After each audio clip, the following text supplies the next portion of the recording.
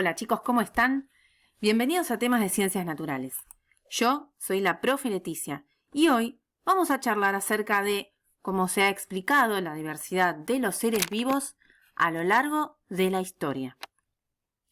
Como en muchas historias, aparecen los griegos primero, el infaltable Aristóteles y también Anaximandro, como dos de los representantes de aquellos que consideraban que la fauna y la flora del mundo había sido sometida a cambios a lo largo de su historia.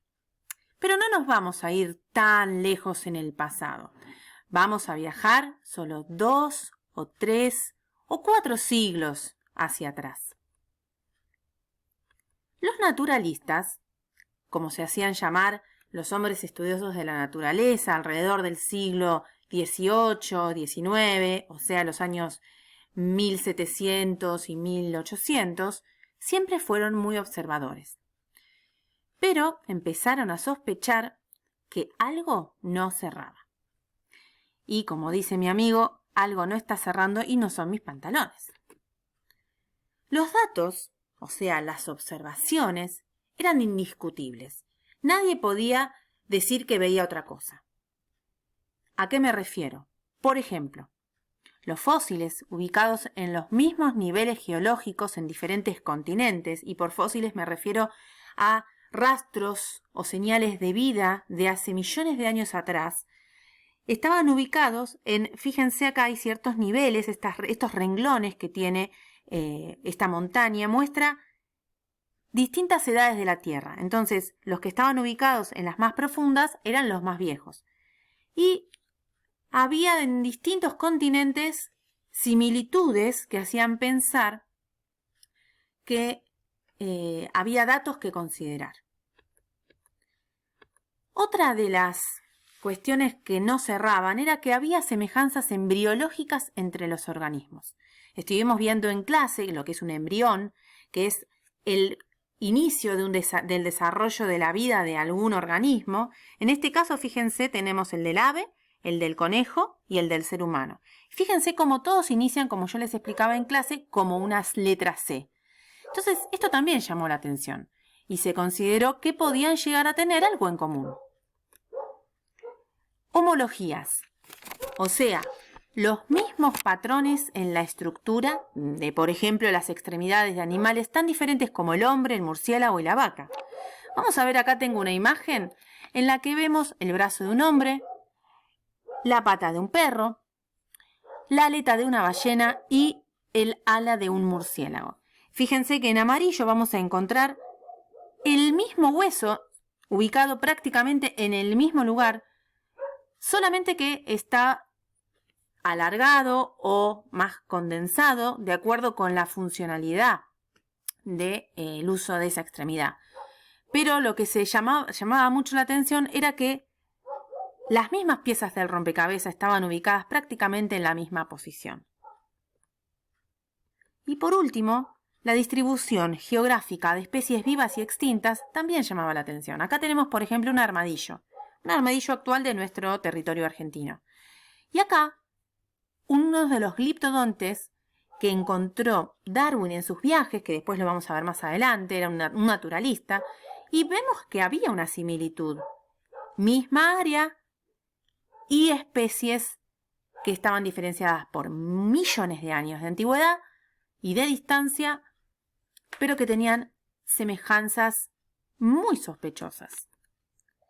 Entonces de allí surgieron muchos interrogantes. El primero, ¿por qué los animales primitivos se extinguieron? Ese era uno. ¿Qué pasó?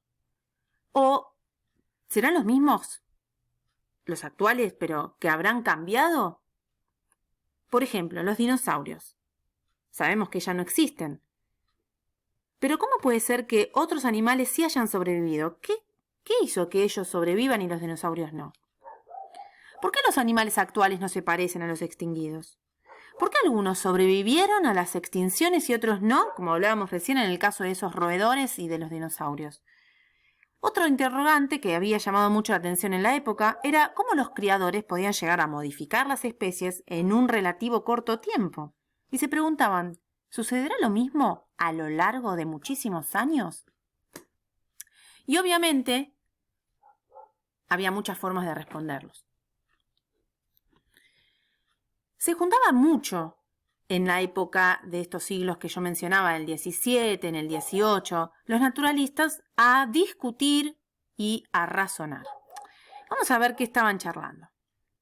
Uno dice, esperen un momento, los fósiles apuntan a que hay especies que ya no existen.